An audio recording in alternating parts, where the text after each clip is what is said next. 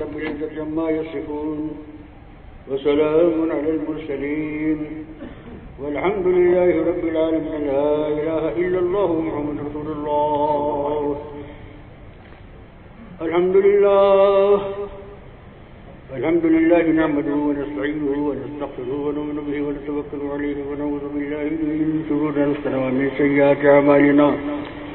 من يهد الله فلا مضل له ومن يضلل فلا هادي له ونشهد أن لا إله إلا الله وحده لا شريك له ونشهد أن سيدنا ومولانا محمدا عبده ورسوله أرسله بالهدى ودين الحق ليظهره على الدين كله وكفى بالله شهيدا. قال الله تبارك وتعالى في شأن حبيبه إن الله وملائكته يصلون على النبي يا أيها الذين آمنوا صلوا عليه وسلموا تسليما. اللهم صل على النبي المطهرين شفيع الورى في يوم بعث ومعشرين بشير نذير سيد القوم جملة رسول كريم خير ذات وجوهر وما مثله في الناس من صلب آدم بخلق عظيم ثم ذات مطهر إذا لمع أنوار وجه محمد فلم يبق نور ما لنجم منور. سقى معشر الأبرار من حوض كوثر شرابا طهورا خاليا عن مكدر. عليك صلاة الله يا سيد الوراء وعليك سلام الله يا خير منذر. وعلى آلك الصلاة وأصحابك السلام إلى يوم الجزاء من خالق الأكبر. درش بولیے اللهم صل على سيدنا. زمین و زمان ہمارے لیے زمین و چنا تمہارے لیے زمین و زمان تمہارے لیے زمین و چنا تمہارے لیے مکین و مکان تمہارے لیے بنے دو جہاں تمہارے لیے مکین و مکان تمہارے لیے بنے دو جہاں. دہنے زبان تمہارے لیے بدن میں ہے جان تمہارے لیے یا رسول اللہ. دہنے زبان تمہارے لیے بدن میں ہے جان تمہارے لیے ہمارے یہاں تمہارے لیے ہمارے یہاں تمہارے لیے اٹھے بھی وہاں تمہارے لیے زمین و زمان تمہارے لیے زمین و چنا تمہارے لیے مکین و مکان تمہارے لیے بنے دو جہاں. جناح میں چمن چمن میں سمن سمن میں پبن پبن میں دلہن. جناح میں چمن چمن میں سمن سمن میں پبن پبن میں دلہن. سزائے ہم پہ ایسے ملن یہ امن و امان تمہارے لیے زمان تمہارے لیے زمین و چنا تمہارے لیے مکین و مکان تمہارے لیے بنے دو جہاں. کلمہ نبی مسیح و مسیح سبھی سے کہیں بھی بنی کلمہ نے دی مسیح صفی سبھی سے کہیں بھی بنی بے خبری کہ خلق پھری کہاں سے کہاں تمہارے لیے زمین تمہارے لیے چنی چنا تمہارے لیے مدین و مکان تمہارے لیے بنے دو جہان تمہارے اشارے سے چاند چیر دیا چھپے ہوئے خور کو پھیر لیا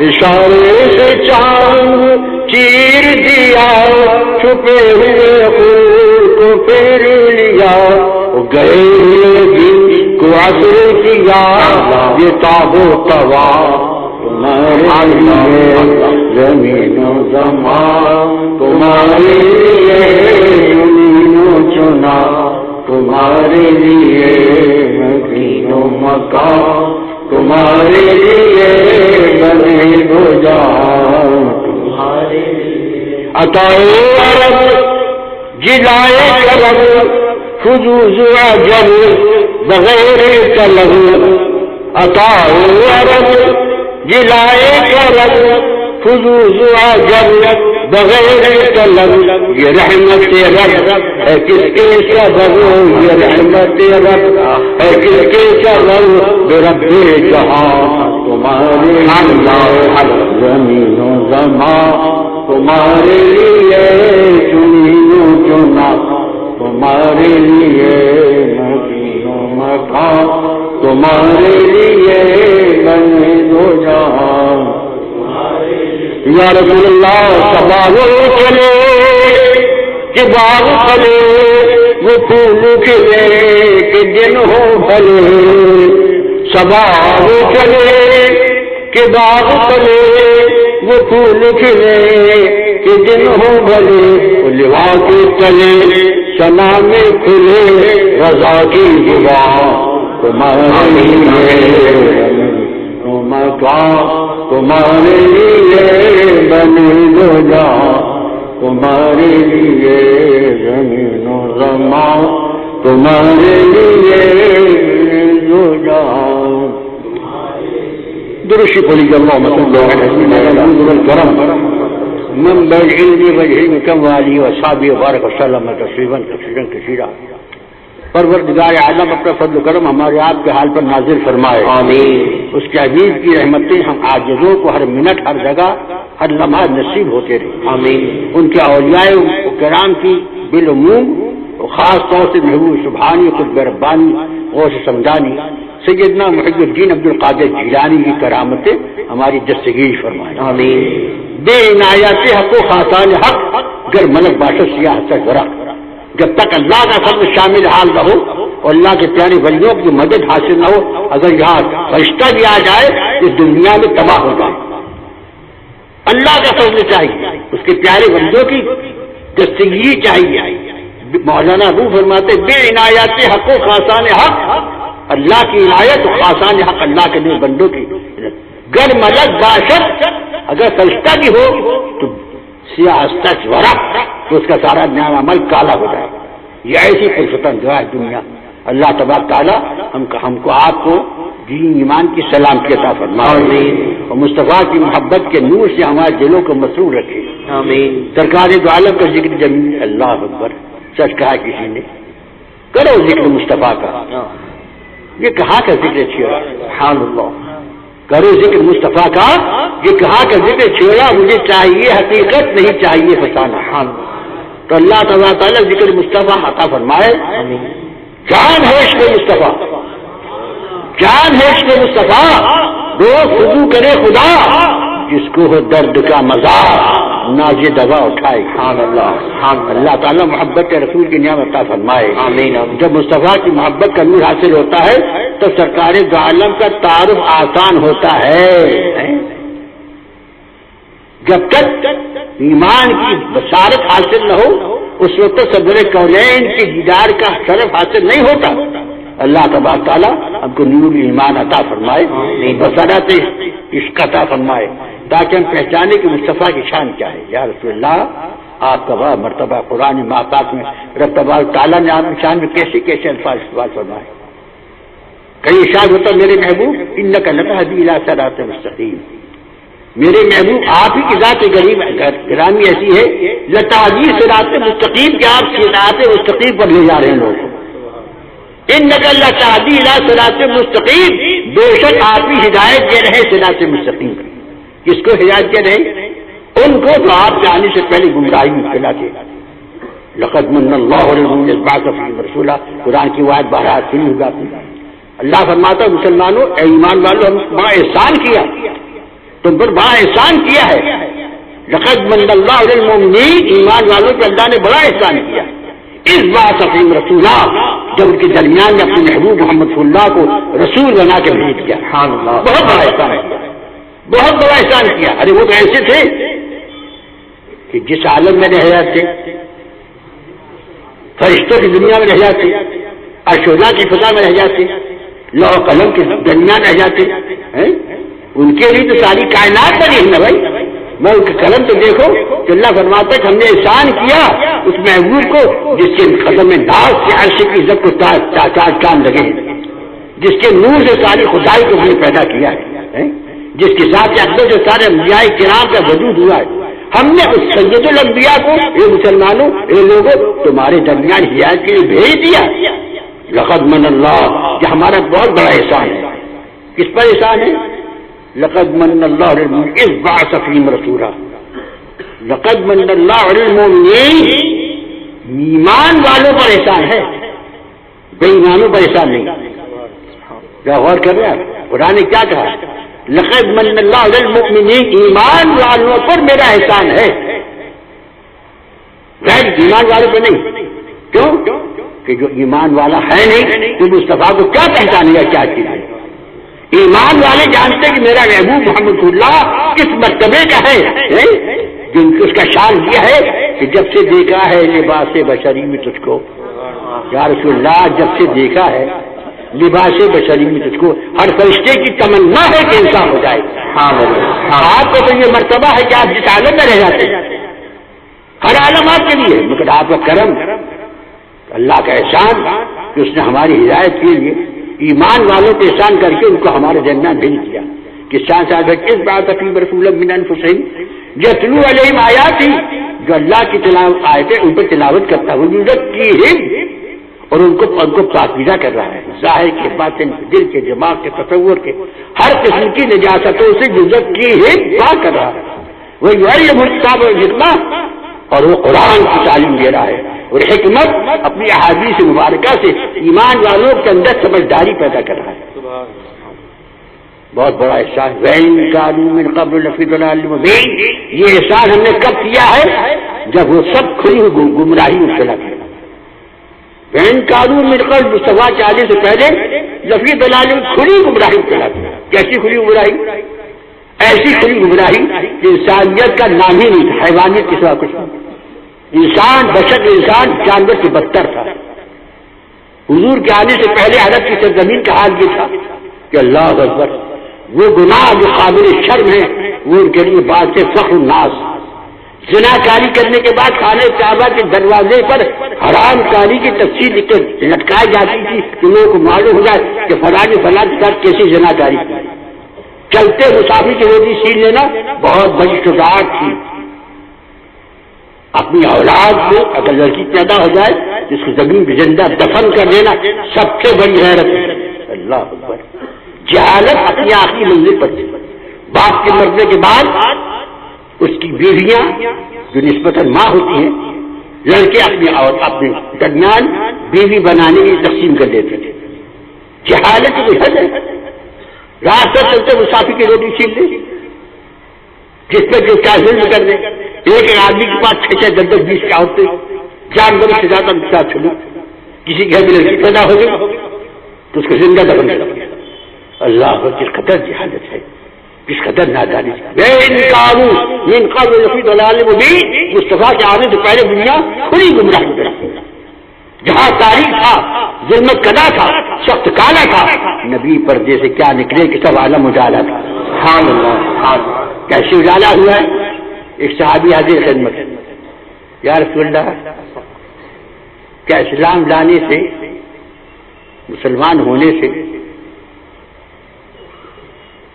اسلام لانے کے قبل کے سارے گناہ معاف ہو جاتے ہیں؟ اگر کوئی مسلمان ہو اس سے پہلے اسے بہت سے گناہ کیے ہوں تو یا رسول اللہ کیا اسلام لانے کی وجہ سے اس کے پچھلے سب گناہ معاف ہو جاتے ہیں؟ یا غور سنیے گا، یا حضور فرمایا بے شک جو انسان سچے دل سے ایمان قبول کرتا ہے اللہ تبارک و تعالیٰ اس کے پچھلے سارے گناہ معاف کر دیتا ہے. سبحان اللہ.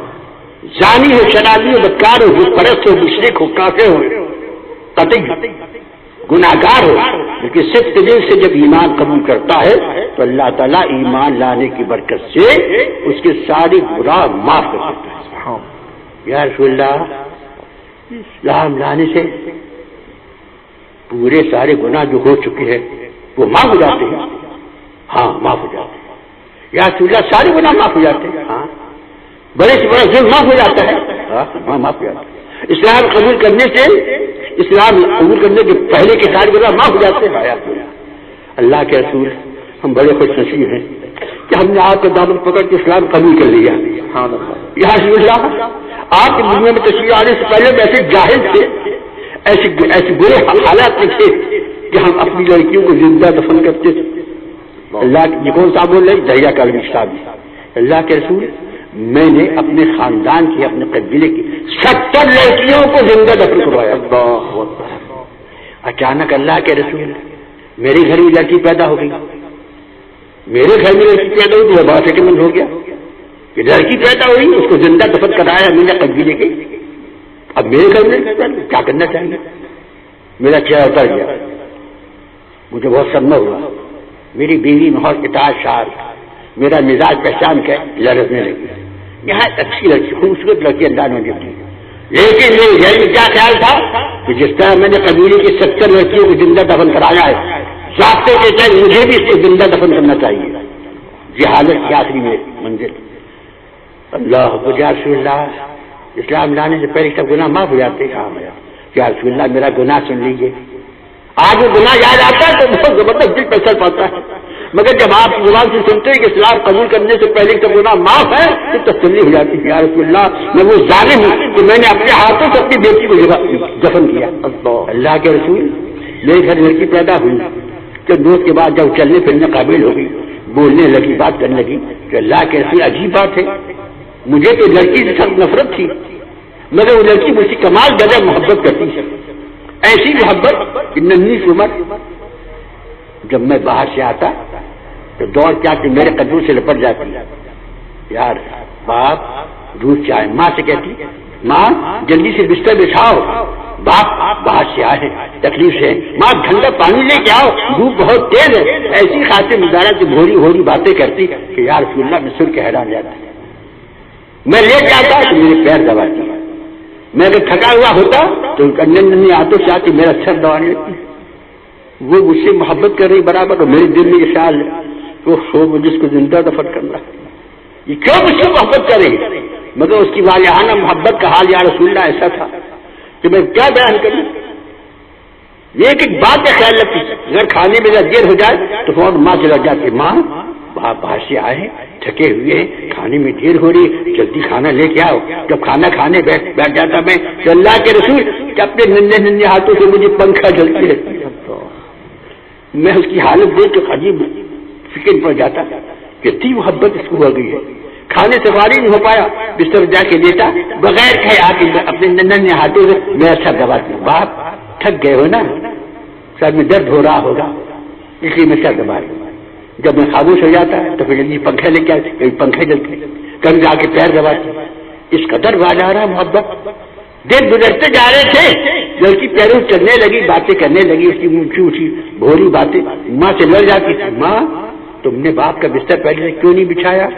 تو معلوم بھی تھا کہ باپ آنے والے ہیں. یہ اماں کھانا پکانے میں دیر کیوں کر دی؟ دیکھو اب بجے بیٹھے ہیں، بھوکے ہیں، پیاسے ہیں.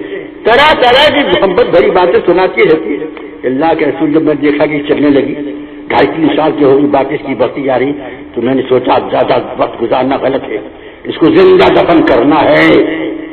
ایک دن مجھ سے کہنے کے بعد تو مجھے اتنے اچھے لگتے ہو, میرا جی چاہتا ہے کہ آج بتا مجھے عکاس کا میلہ دکھا دو. عکاس کا میلہ بڑا مشہور تھا. میں نے کہا اچھا ٹھیک وقت آئے گا. ایک دن میری غیرت جوش میں آئی, میں نے سوچا زیادہ گزارنا غلط ہے.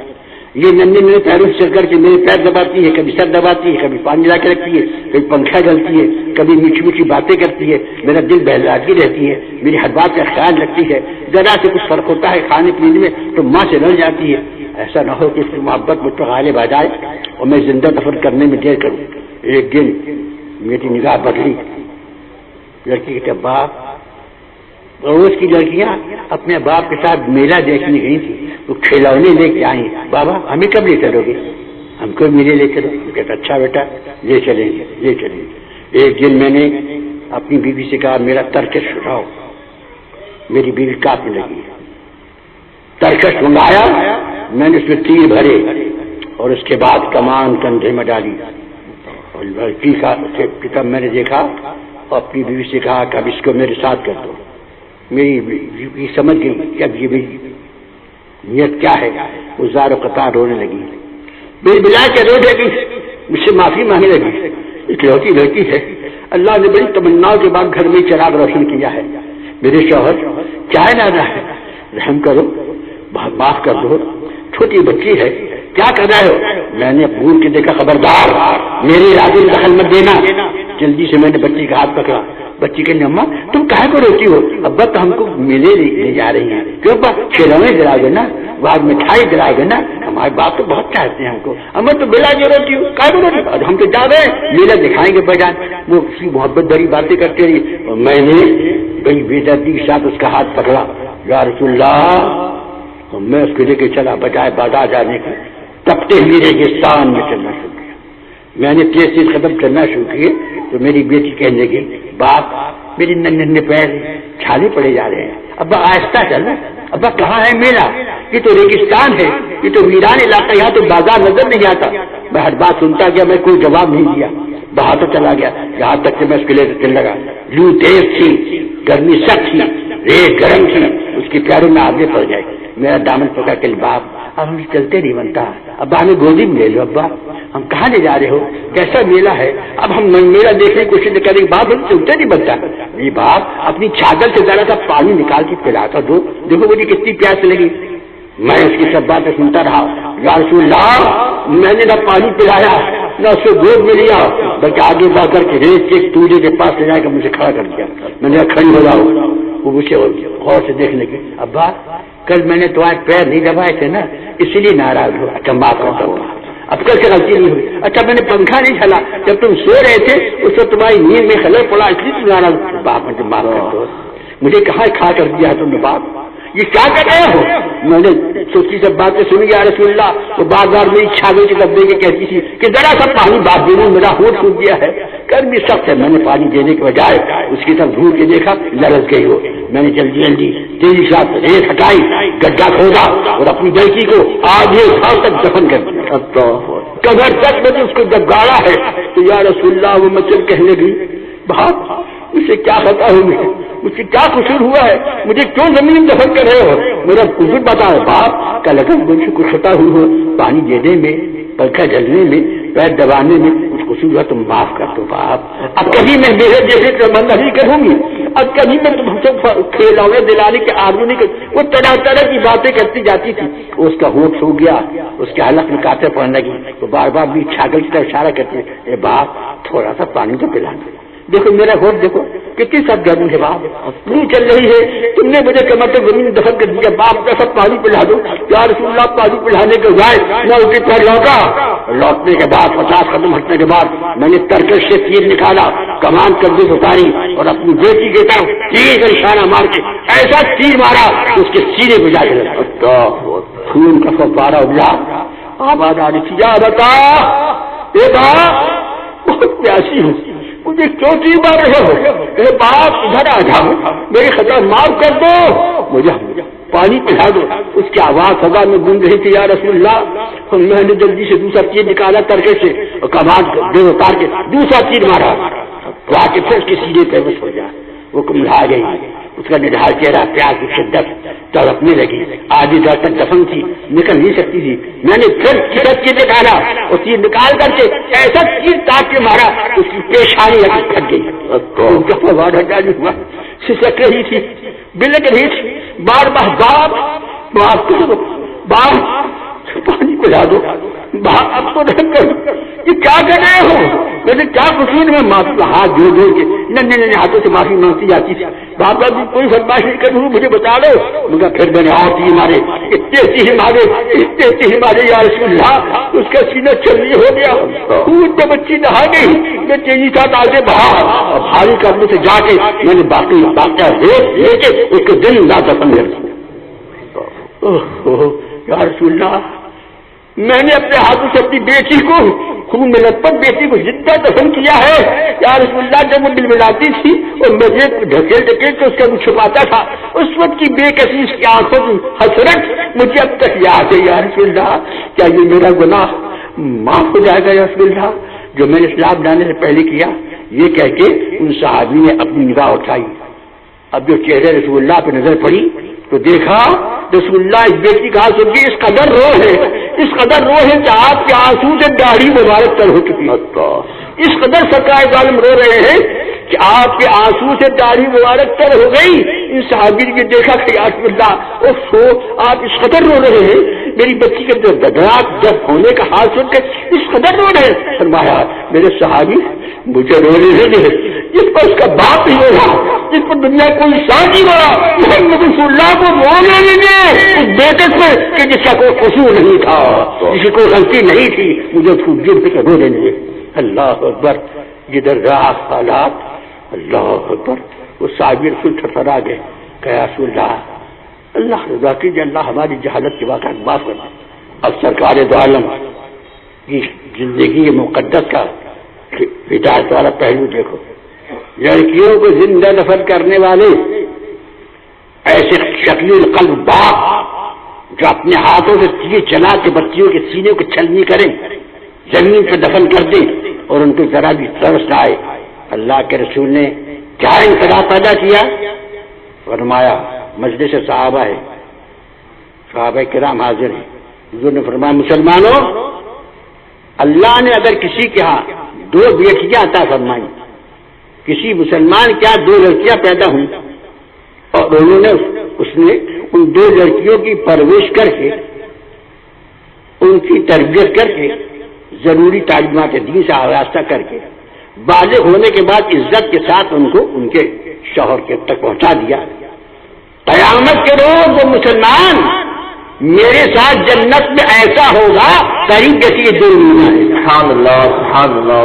جیسے کہ 2 انگلیاں ہیں، اس طرح لڑکیوں کی پرورش کر کے، ان کے ساتھ شروع کر کے، ان کو اپنی شفقت اور محبت سے فرمان چڑھا کے جو اس کی شادی سے فارغ ہو جائے گا، قیامت کرو اللہ تعالیٰ اس مسلمان کو محمد صلی اللہ سے اتنا قریب کر دے گا جیسی 2 انگلیاں. سبحان اللہ. یہ جو سنا کہ ایک صحابی کھڑے ہوئے، یا رسول اللہ، اگر کسی کے ہاں ایک ہی لڑکی ہو، ذرا غور کیجیے گا کس قدر اثر ہو رہا ہے جس پہ ایمان والوں.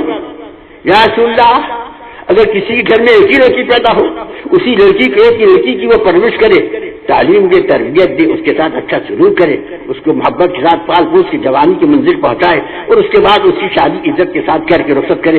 یا رسول اللہ، جس کا ایک ہی لڑکی ہو وہ اس کی تربیت کرے تو کیا ضروری، کیا اس کو بھی کچھ ثواب ملے گا؟ فرمایا ہاں، اگر ایک ہی لڑکی ہے اور اس کی تربیت تعلیم کر کے اس نے اس کا حق ادا کیا ہے تو قیامت کے روز وہ ایک لڑکی والا بھی محمد صلی اللہ کے ساتھ ایسے ہی ہوگا جیسے یہ 2 انگلیاں کری. سبحان اللہ سبحان اللہ اکبر. کتنا بڑا انقلاب آ گیا ہے. بچے ہوئے کی نظر رشتے خضر بنا دیا، بچے ہوئے کی نظر رشتے خضر بنا دیا.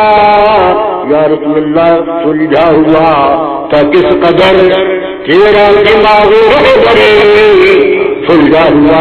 کیا شان ہے، کیا انقلاب پیدا کیا. اور دیکھو واعظ کا اثر کب ہوتا ہے؟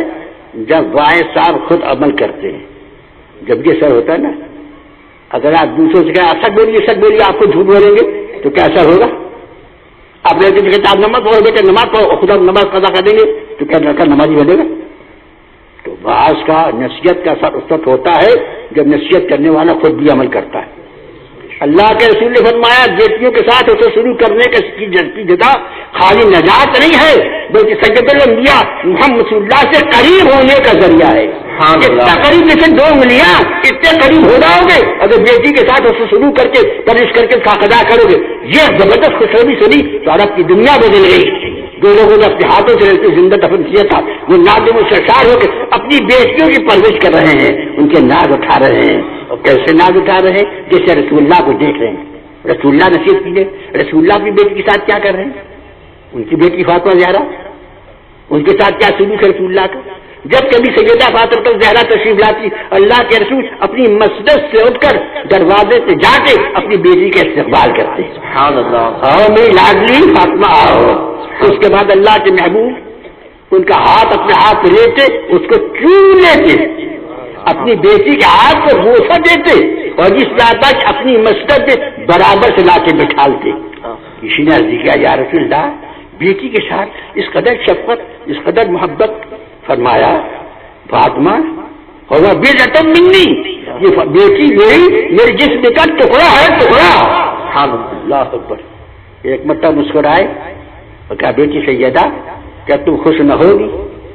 اس خوشخبری تم کو سناؤں؟ بتائیے یا رسول اللہ. فرمایا فاطمہ تو میرے جسم کا ایک ٹکڑا ہے. سبحان اللہ. اللہ تبارک تعالیٰ نے تجھ کو تمام جنتی بیویوں کا سردار بنایا. سبحان اللہ سبحان اللہ. تمام انتا سید النساء العالمین, سارے عالم کی عورتوں کی تو سردار ہے. یہ جو سنا تو ادب سے سیدہ نے کہا یا رسول اللہ حضرت سیدہ مریم عیسیٰ علیہ السلام کی والدہ, ان کا بھی جواب مقام ہے نا. عیسیٰ علیہ السلام کی والدہ حضرت مریم, قرآن کی واقعہ سورہ مریم نازل ہے. یا رسول اللہ ان کے متعلق بھی تو سنا ہے کہ وہ سردار ہے عورتوں.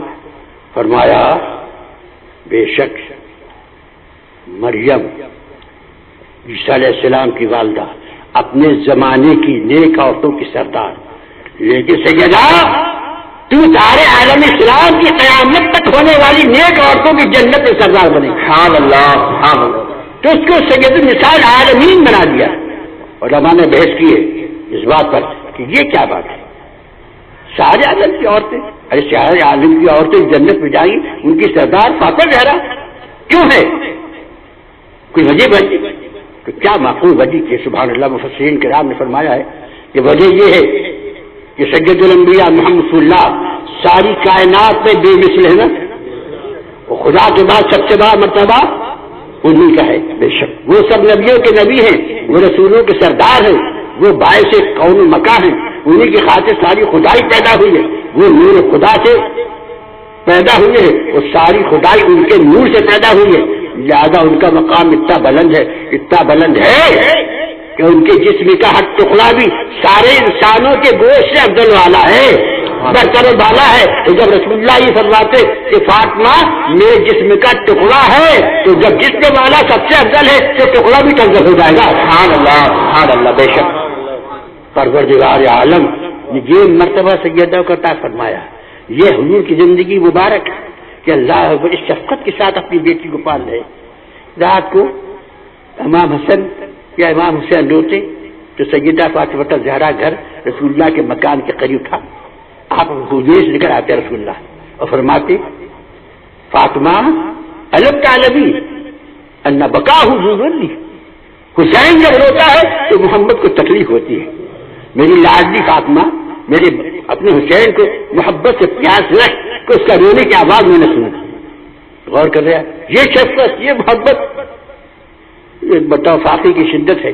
سرکار دو عالم کی خدمت میں کسی نے کھانا پیش کیا, 3 دن کے فاقے کی حالت میں سرکار دو عالم کے سامنے کھانا آیا ہے. آپ نے اپنے صحابی سے کہا کہ اگر تو اجازت دے تو میری بیٹی فاطمہ وہ بھی فاقے سے ہے, میں فاقے سے ہوں تو فاطمہ بھی فاقے سے. 3 دن مجھ سے گزرے ہیں فاقے کے, میری بیٹی فاطمہ بھی 3 دن سے بھوکی. اگر تو اجازت دے تو ایک روٹی پر میں گوشت کے ٹکڑے کر کے اپنی بیٹی کو پہنچا دوں. اللہ اکبر. ان صحابی نے بہت خوشی سے قبول کیا. اللہ کے رسول نے ایک روٹی پہ چند ٹکڑے گوشت کے رکھ کے فرشتہ کے پاس پہنچائے. لوگوں نے کہا یا رسول اللہ بیٹی سے اتنی محبت, بیٹی کا اتنا خیال, فرمایا اس لیے تاکہ میری امت بھی اپنی بیٹیوں کا خیال رکھے, تاکہ امت کو بھی میرے اسوہ عمل سے ہدایت ہو, وہ دیکھے کہ جب سید الانبیاء اتنی شفقت فرمانے بیٹی پر تو امت کو بھی اپنی بیٹی کو شفقت کرنا چاہیے. اللہ اکبر. غور کر رہے ہیں, وقت نہیں ہے لمبی تقریر کا. عورت کی 4 حیثیتیں, ہر عورت کی 4 حیثیتیں ایک حیثیت ہوگی, یا تو بیٹی ہوگی, یا بہن ہوگی, یا بیوی ہوگی, یا ماں ہوگی. 4 صورتیں ہیں نا. اللہ کے رسول نے کیا احسان کیا, وَإِن كَانُوا مِن قَبْلُ لَفِي ضَلَالٍ مُبِينٍ. حضور کے آنے سے پہلے دنیا ایسی گمراہ تھی کہ بیٹیوں کے ساتھ تو ظلم سن چکے ہو, بیویوں کے ساتھ ظلم کا عالم یہ تھا کہ جان ظلم تک بیویاں رکھی جاتی تھیں. جب ذرا مزاج کے خلاف ہوا لوگ اپنی بیویوں کو اس قدر مارتے تھے کہ زخمی کر کے گرا دیتے تھے. ایک آدمی کو حق چاہے 2 عورتیں رکھے, چاہے 10 رکھے, چاہے 20 رکھے. جس طرح چرواہے کو حق ہے کہ 10 بکریاں چرائے چاہے 15 چرائے, کوئی نہیں پوچھتا. اس طرح عورتوں کو جانور کیا رکھتے تھے. عورت کی مجاز نہیں کہ شوہر کی مرضی خلاف کچھ کرتے تھے. یہ بیوی کا حال تھا. اور ماں کا کیا حال تھا. رسول اللہ کے آنے سے پہلے ماں کی یہ حیثیت تھی کہ جب ضعیف ہو جاتی تھی ماں تو بیٹے کہتے ماں اب باہر آ کرو. ٹھیکرے میں کھانا دیا جاتا تھا, ٹوٹے ہوئے گھڑے کے پتل میں پینے کا پانی دے دیتے. وہیں رہو بوڑھی, اے بوڑھی وہیں رہا کرو, اندر آنے سے ہمارے آرام میں خلل پڑتا ہے. بوڑھی ماں دروازے پہ, کھانا مل گیا بچوں دے دیا تو کھا لیا, نہیں ملا تو صبر کر لیا. پانی دیا ٹھیکرے میں, پیا نہ پینا سا پیا, یہ تو کوئی پوچھنے والا نہیں. ماں کی کیا حیثیت, کتنا بدلا ہوا تھا. باپ کی مر جانے کے بعد اپنی سوتیلی ماؤں کو لوگ اپنی بیوی بنا لیتے تھے. ذرا غور کریں, جہالت, حیوانیت, درندگی, بے حیائی کی حد ہے. اس منزل پر سیما. اللہ کے رسول دنیا میں تشریف لائے تو تم نے بیوی کے ساتھ سلوک دیکھا, اب بہن کے ساتھ سلوک دیکھو. 4 حیثیتیں نا, بیٹی, بہن, بیوی, ماں. بہن کے ساتھ کیا سلوک ہے.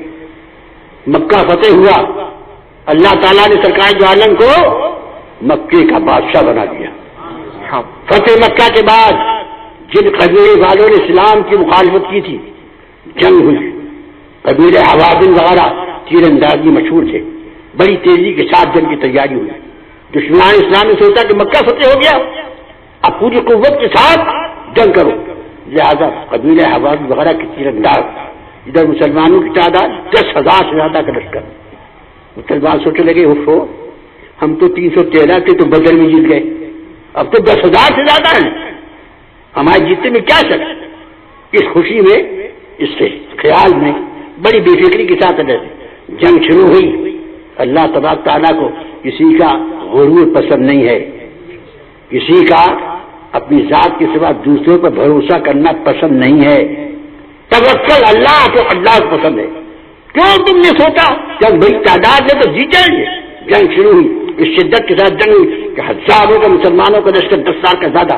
قبیلے حوازن نے پہاڑ کی چوٹیوں پہ چڑھ کے ایسی زبردست تیر اندازی کی کہ 10,000 سے زیادہ مسلمانوں کا لشکر شکست کھا کے بھاگنے لگا. شکست کھا کے بھاگنے لگا. قبیلے حوازن, قبیلے بنو سعد وغیرہ کی تیر اندازی سے پہلے کھڑ گئے مسلمانوں کے. اللہ سمجھتے تک بہت زیادہ گر جائیں گے, ہار گئے. ایسے ہارے کے میدان میں لاشیں پڑی ہیں, مسلمان فرار. اللہ کے رسول اپنی اوٹی سے اترے. حضرت عباس نے کہا اے عباس تمہاری آواز بلند ہے, تم آواز دے دو. کہا کہ رسول اللہ کہو یا معاشر انصار والمہاجرین, اے انصار مہاجر گروہ, تعالوا الی رسول اللہ, رسول اللہ تم کو بلاتے آؤ. یہ اعلان کرایا. اس کے بعد دیکھا چھوڑنے کی فوج تیزی کے ساتھ آگے بڑھی. میدان میں مسلمان تیروں کی بوچھار سے اکھڑ کے بھاگ گئے. اس موقع پر اللہ کے رسول انگلی سے اترے, ایک مٹھی کنکر اٹھایا, ایک مٹھی کنکری ہاتھ میں لی, اور آتے ہی آنے والی سیلاب جیسے زبردست دشمن کی فوج کو جو کنکری اٹھا کے پھینکی ہے تو سارا لشکر شکست کھا گیا. سارا لشکر شکست کھا رہے، ایک مٹھی کنکری۔ قرآن کہتا ہے، میں کہہ رہا ہوں کہ یہ کہانی نہیں ہے، قرآن سنو، قرآن کیا کہتا ہے؟ وما رمیت اذ رمیت ولکن اللہ رمی۔ یہ میرے محبوب، جب آپ کے جانشانوں کی فوج شکست کھا کے بھاگ رہی تھی، اس موقع پر جو آپ نے ایک مٹھی کنکر اٹھا کے مارا ہے تو وہ آپ نے نہیں مارا۔ ہم کہتے تو کہتے معلوم کیا کہتے ہیں رسول اللہ کو؟ قرآن کیا کہتا ہے؟ وما رمیت اذ رمیت، جب تم نے کنکریاں ماری تم نے کنکری نہیں ماری، ولکن اللہ رمی، اللہ نے کنکریاں ماری۔ مار رہے کنکری رسول اللہ، تو قرآن کہتا تم نہیں مار رہے ہو۔ وما رمیت، تم نے کنکری نہیں ماری، وما اذ رمیت جب ماری ہے، ولکن اللہ رمی، اللہ نے ماری۔ شکست فاش ہو گئی تھی، کھجی کے مسلمانوں کی فتح ہو گئی، سارے قبیلے گرفتار ہوئے۔ مختصر عرض کرتا ہوں کہ قبیلے 7 کے لوگ بھی گرفتار ہو گئے۔ قبیلے 7 کون ہے؟ جس میں حضرت دائی حلیمہ تھی۔ دائی حلیمہ قبیلے 7 کی تھی نا، اسی میں کہا تھا حلیمہ سعدیہ کہتے نا، تو قبیلے 7 کی تھی وہ قبیلے 7 بھی گرفتار ہو گیا، اور پوری مسلمانوں نے فتح پانے کے بعد پوری قوت کے ساتھ پورے لشکر کو دشمنوں کے قید کر لیا۔ اب قبیلے 7 کے لوگ بھی گرفتار ہیں، پورے قبیلے کے قبیلے مرد بھی عورتیں بھی سب گرفتار۔ اب کیا کیا جائے، کیسے چھوڑایا جائے اپنی جان کو؟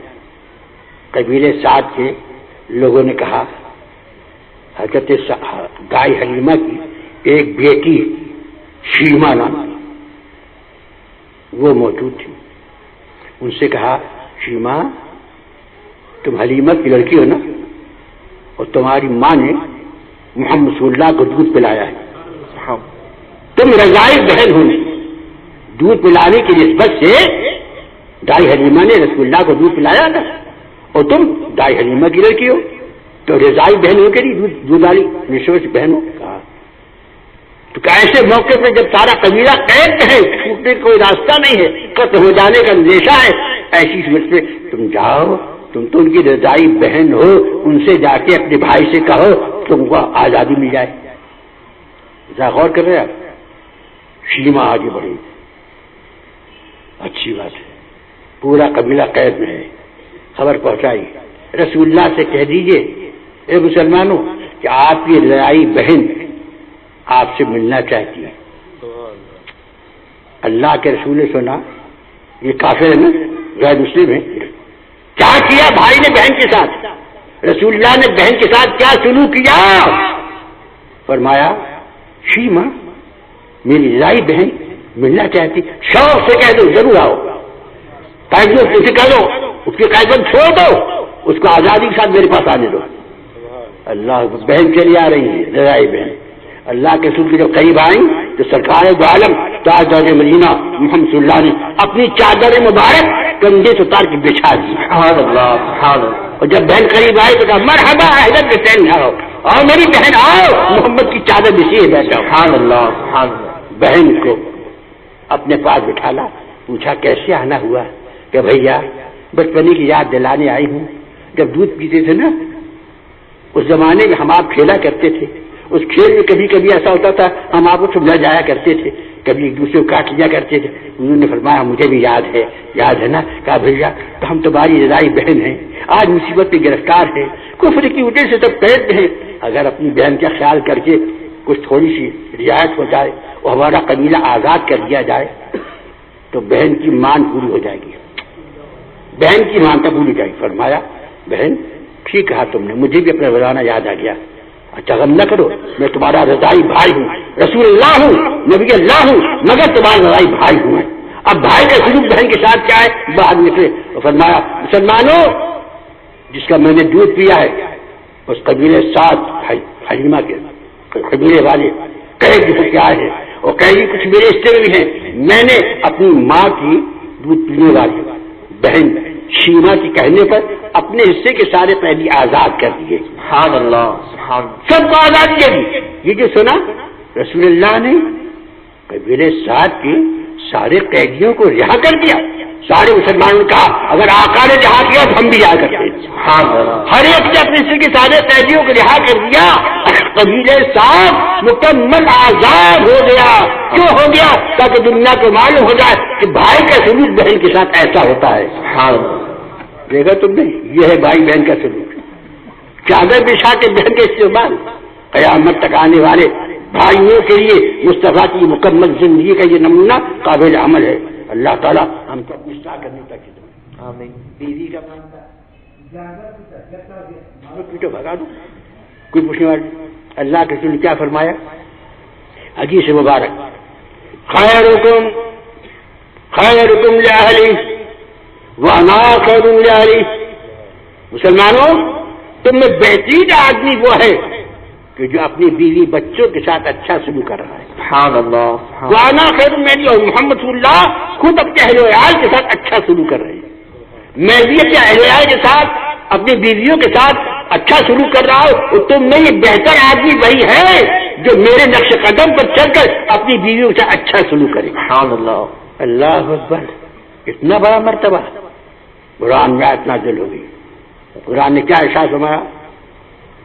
وَلَهُنَّ مِثْلُ الَّذِي عَلَيْهِنَّ. قرآن کی آیت. اے مسلمانوں، تمہاری بیویوں کا تم پر اتنا ہی حق ہے جتنا تمہارا حق ان پر ہے. برابر کے حقداروں. یہ متمنا جو جانور ہے وہ کمتر ہے نہیں. وَلَهُنَّ مِثْلُ الَّذِي عَلَيْهِنَّ. ان کے لیے وہی تمام حقوق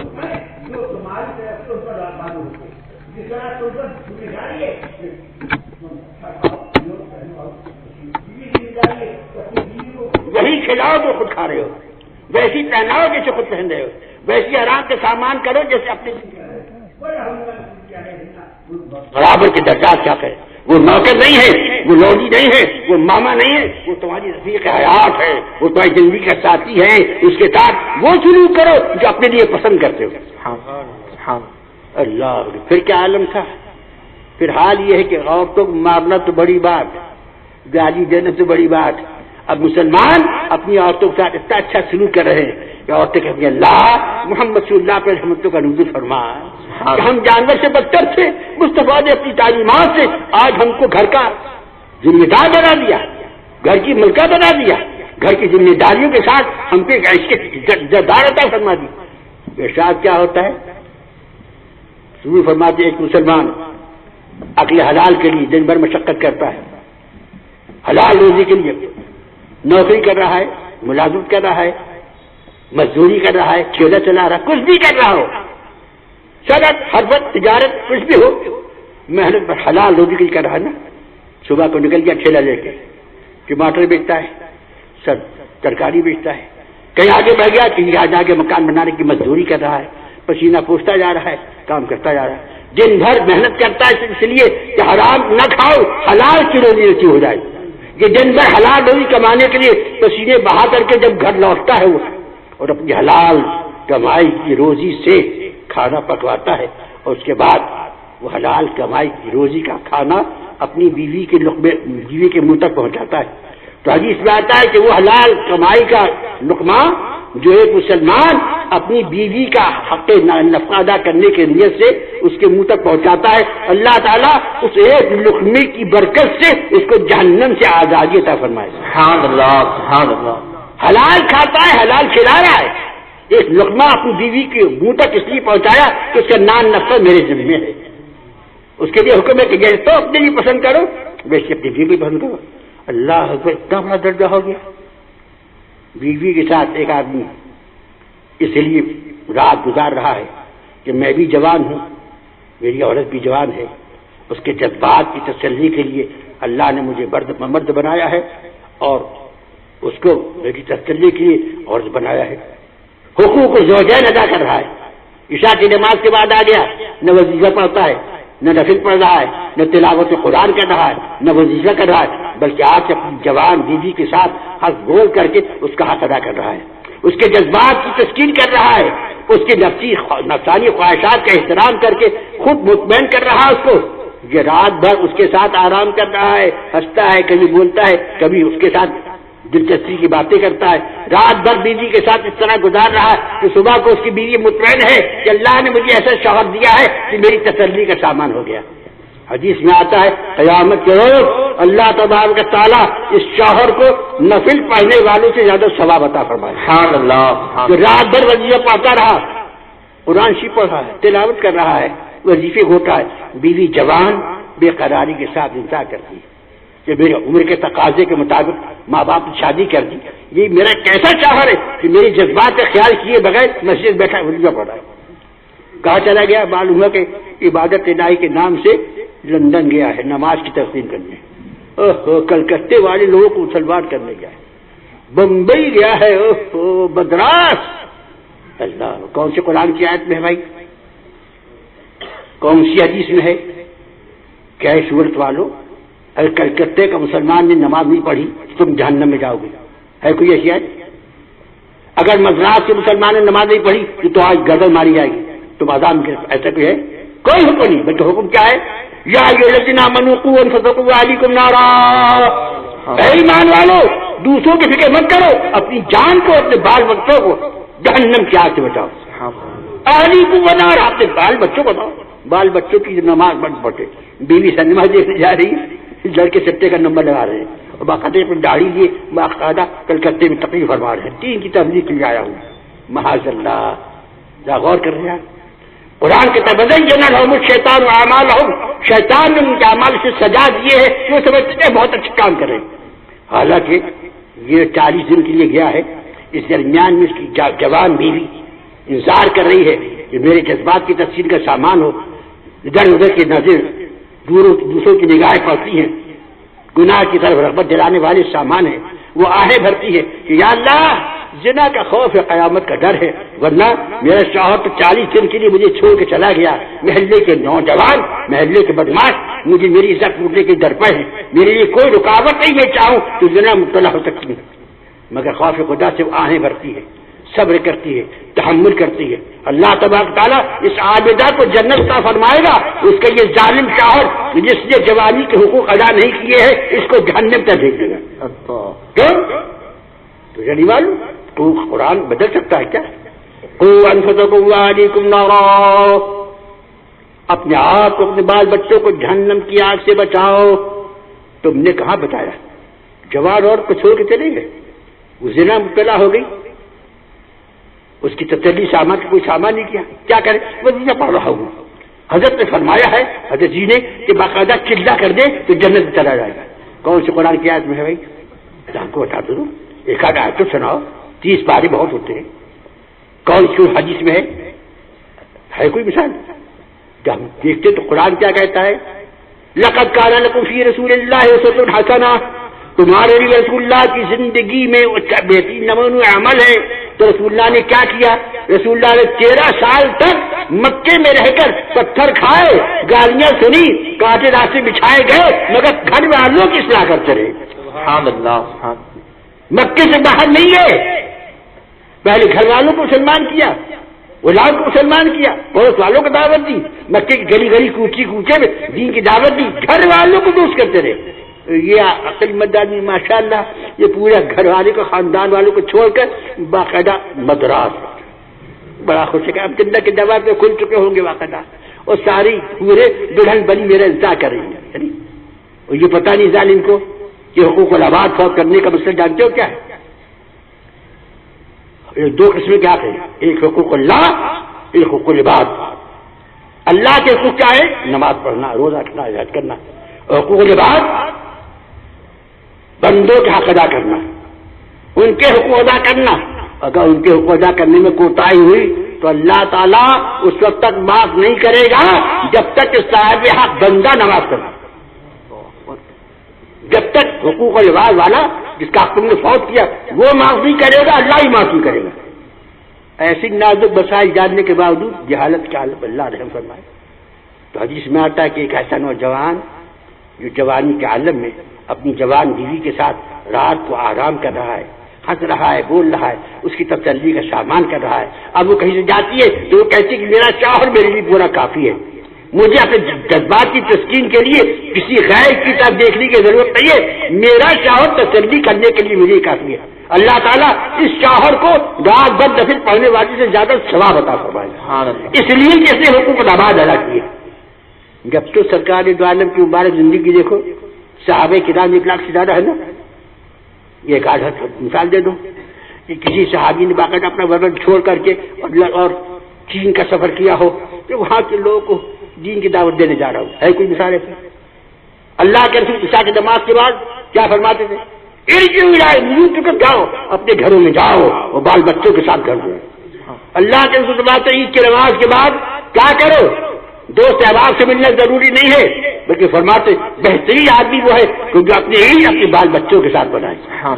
اللہ کے رسول فرماتے روزہ کھولنے کا بڑا ثواب ہے، روزہ کھلوانے کا بڑا ثواب ہے، لیکن سب سے بہتر قسم کا روزہ کھلوانے والا کون ہے؟ جو اپنے بیوی بچوں کے ساتھ روزہ کھولتا ہے، یہ حیات حق ادا کرتا ہے۔ آج ظالموں نے رنگ بدل دیا ہے، آپ باقاعدہ روزہ کھولی پارٹی ہو رہی ہے، غیروں کھانا کھلاتا ہے۔ اللہ تعالیٰ خبط الحواسی حضور فرمائے، اس حضور فرماتے عید کی نماز کے بعد کیا کرو؟ دوست احباب سے ملنے مت جاؤ، بلکہ اپنے بال بچوں میں بیٹھ کے عید کی خوشیاں مناؤ۔ میں نے مدینہ طیبہ میں عید کی ہے، مدینہ طیبہ کون 3 مہینے جب میرا قیام رہا تو عید کے دن عید کی نماز مسجد نبی میں پڑھنے کے بعد جب میں باہر نکلا تو دیکھا مدینہ گلی میں سناٹا ہے، کیسی عید کی نماز ہے، کوئی دکھ ہی نہیں رہا، چہل پہل کچھ نہیں۔ میرے ایک مرید ہیں وہاں پہ، میں نے سوچا ان سے ملاقات کر لوں، میں ان سے ملنے کے لیے گیا، دیکھا وہاں بھی سناٹا واقع تھا۔ میں نے پوچھا عید کی نماز کے بعد مدینہ گلیاں سنسان ہیں، یہ ہے سناٹا کیوں؟ فرمایا مولانا بات یہ ہے کہ یہاں کے لوگ سرکار دو عالم کے حکم پہ عمل کرتے ہیں۔ کیا عمل کرتے ہیں؟ عید کی نماز کے بعد عید کی خوشیاں اپنے بال بچوں کے ساتھ بناؤ تو کیا کرتے ہیں اہل مدینہ؟ اپنی حیثیت کے مطابق اپنے بال بچوں کو لے کے چھوٹا موٹا خیمہ لے کر، اپنی گاڑی لے کر، کھانے پینے کا سامان لے کے مدینے سے باہر کسی کھلی فضا میں جا کے اپنے بال بچوں کے ساتھ عید مناتے ہیں۔ سبحان اللہ۔ یہاں دنیا کا نظام ہے، خیر۔ تو اب کیا میں کہہ رہا تھا، عورتوں کے ساتھ اس سے سلوک کا اتنا ثواب کہ اچھا سلوک کیا بیوی بچوں کے ساتھ تو قیامت کے روز ایک ایک لقمہ جو حلال کا تم نے بیوی کے منہ تک پہنچایا ہے وہ تم کو جنت میں لے جائے گا۔ اور ماں کا ہم مقام کیا ہے؟ 3 حیثیت ہوئے نا، بیٹی کی حیثیت تم نے دیکھ لی، بہن کی حیثیت دیکھ لی، بیوی کی حیثیت کی بجائے اشارہ میں نے کر دیا۔ اب ماں کا معاملہ آیا، جب ماں کا معاملہ آیا تو دیکھا باہر بیٹھی بڑھیا، کیا ہے؟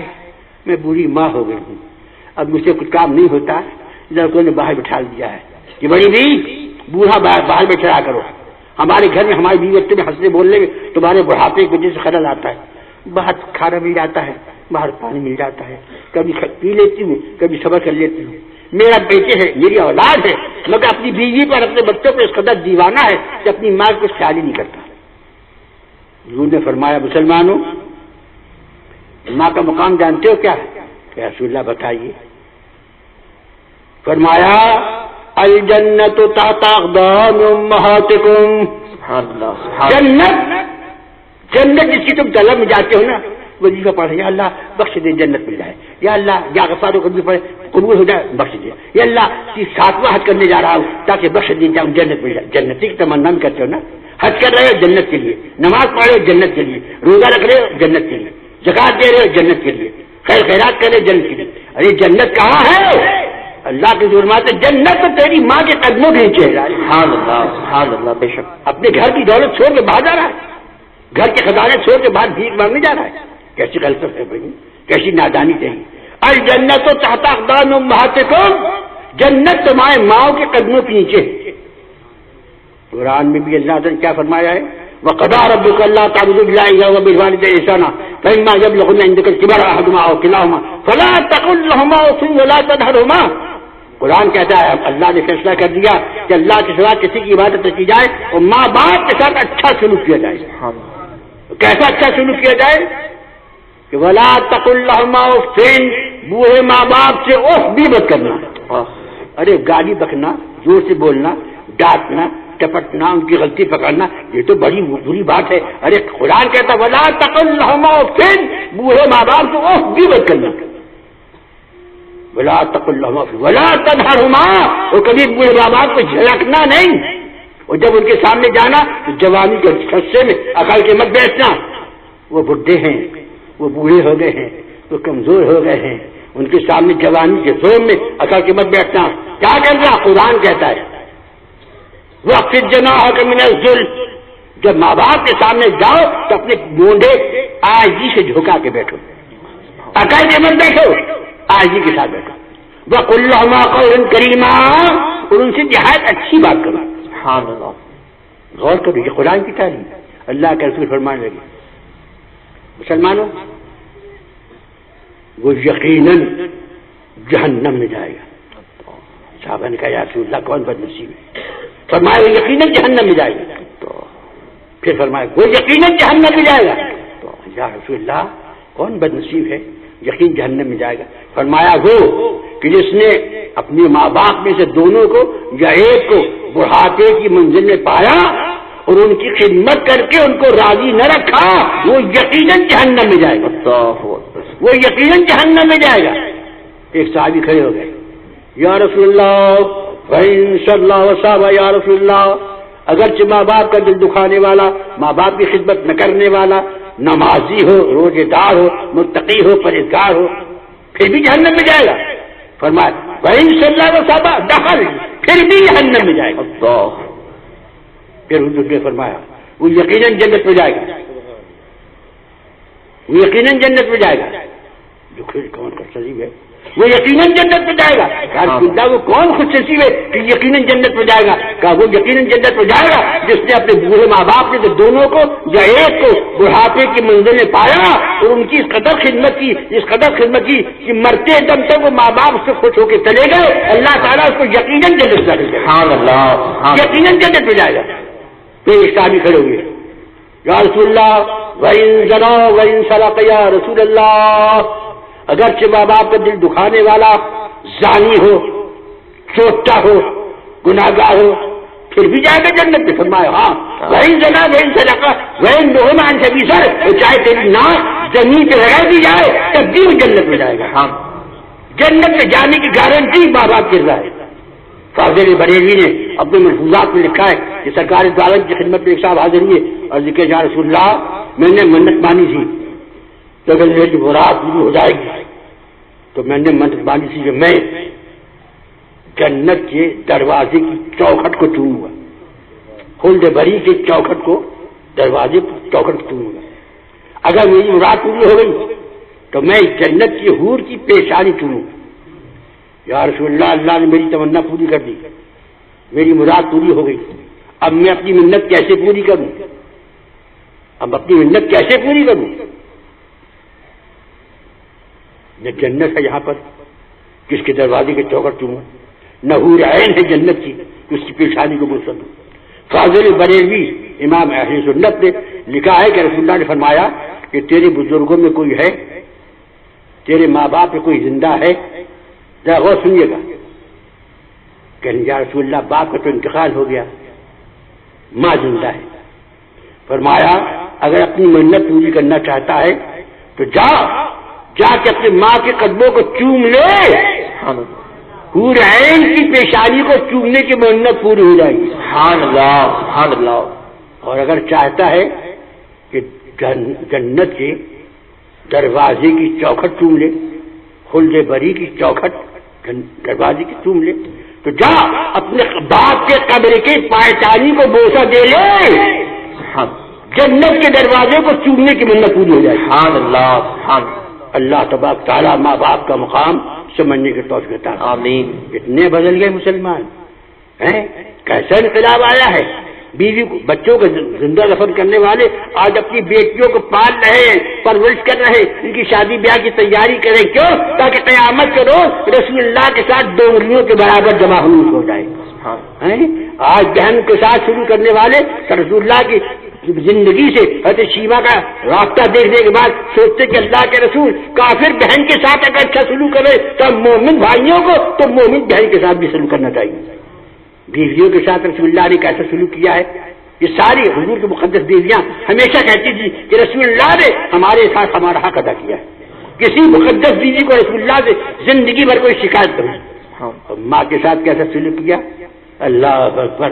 اللہ کے رسول فرمایا وہ جنت جس کی تمنا میں تم کبھی کعبے کے خلاف پکڑ کر روتے ہو، کبھی حتیب مبارک کو جاتے ہو، کبھی گہرا کے حج کرنے جاتے ہو، ارے دوستو تمہاری جنت تو ماں کے قدموں کے نیچے ہے، ماں کو خوش کر لو انشاءاللہ جنت مستقل ہو جائے گی۔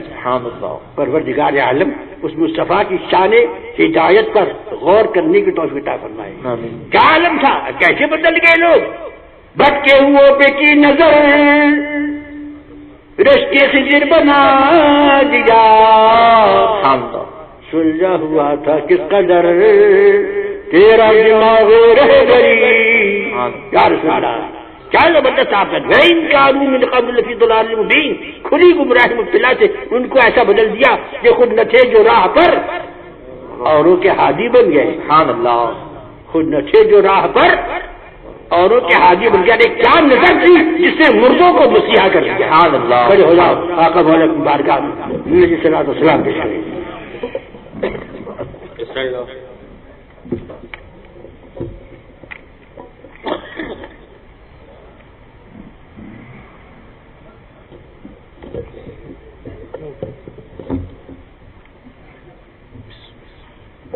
وہی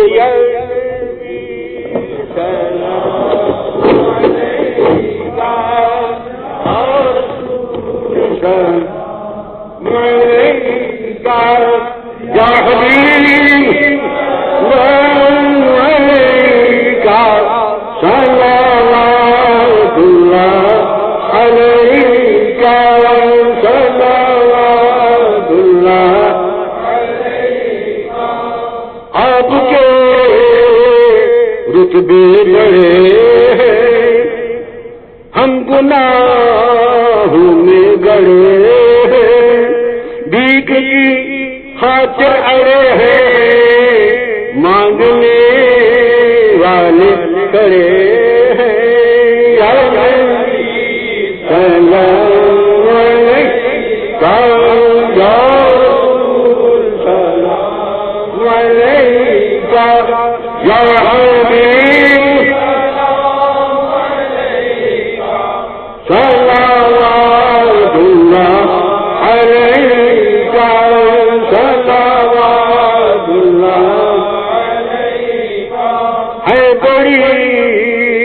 قسمت ہماری ہو گئے امت تمہاری، بس یہی ہے انتظاری کہ دیکھے حضرت کی سواری۔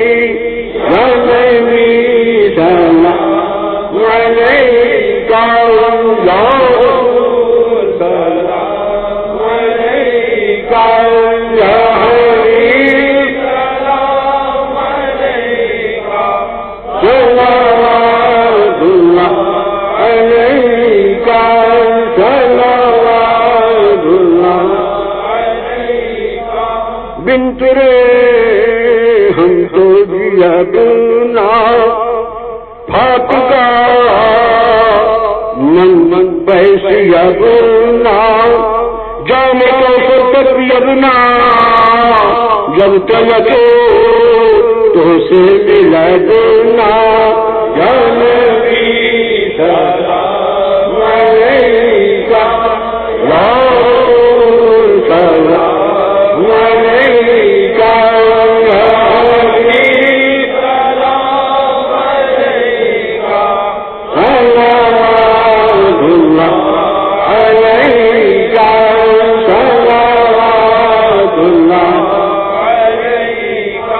ڈوبتی نیا تیرا دو ہم سے مردوں کو جلا دو، تم پہ قربان جانو ایمان بگڑیاں سب کی بنا دو۔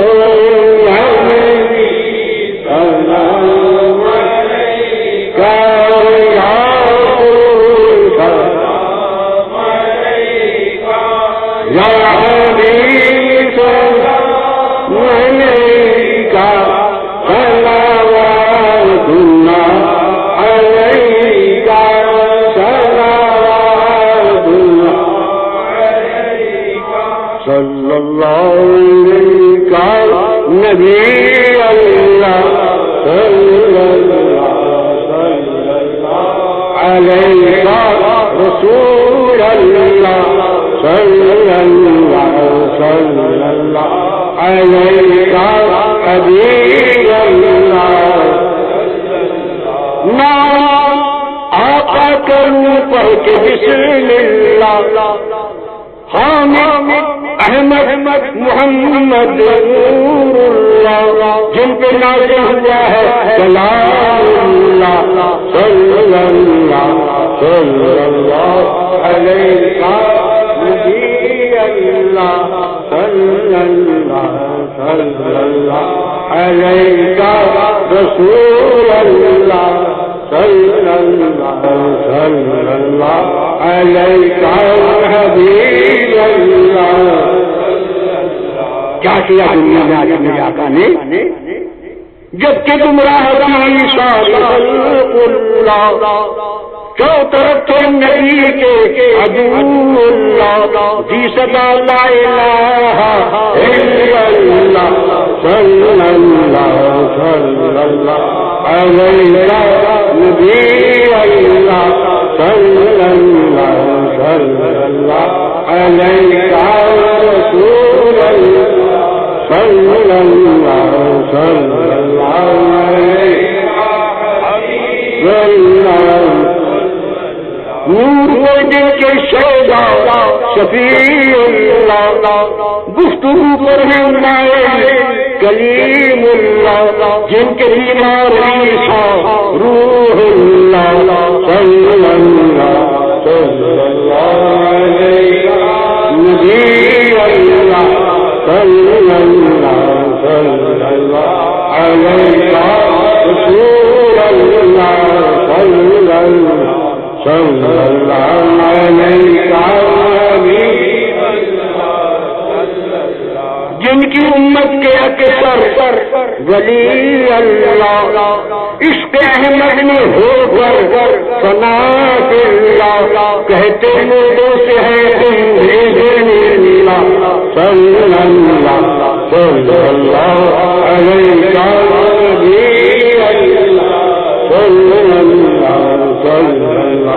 علیہ رسول اللہ صلی اللہ علیہ حبیب اللہ اس وضو حضیم پر لوجہ اللہ کر کے لطف کرم یا رسول اللہ نظم کر کے کہیے جزاک اللہ صلی اللہ علیہ نبی اللہ صلی اللہ علیہ رسول اللہ صلی اللہ علیہ حبیب اللہ صلی اللہ تشریف دیجیے چاہیے صلاۃ السلام علیکم یا رب اللہ صلاۃ السلام علیکم صلاۃ السلام علیکم یا رب اللہ صلاۃ السلام علیکم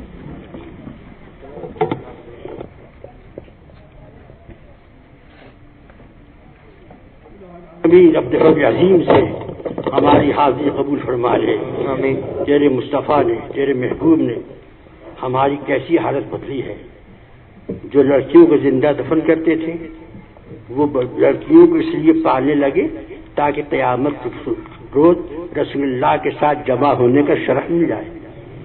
یہ اللہ کے رسول کیسا انقلاب آیا, آپ نے کیسے حقوق و لباس کی تفصیل بیان فرمائی. پروردگار عالم ہم کو آپ کی دی ہوئی ہدایتوں سے اپنی اصلاح کرنے کی توفیق عطا فرمائے. اتنے خوش نصیب ہے وہ مسلمان جو اپنی بچیوں کی اس لیے پرورش کر رہے ہیں تاکہ ان کی ایمانداری کے ساتھ ادا ہو جائیں اور قیامت کرو ان کی پرورش ہم کو رسول اللہ کا قرب نصیب فرما دے. اتنے اچھے قابل تعریف ہیں وہ نوجوان جو اپنی بیویوں کے ساتھ حسن سلوک کر رہے ہیں, جو خود کھاتے ہیں وہی بال بچوں کو کھلاتے ہیں, جو خود پہنتے ہیں وہی بال بچوں کو پہناتے ہیں. اللہ حسن سلوک کرنے والوں کی نیکیاں قبول فرما دے. اتنے خوش نصیب ہے وہ بچے کہ جن کے سر پر ماں باپ کا سایہ سلامت ہے اور وہ اپنے ماں باپ کی دعائیں دے رہے ہیں.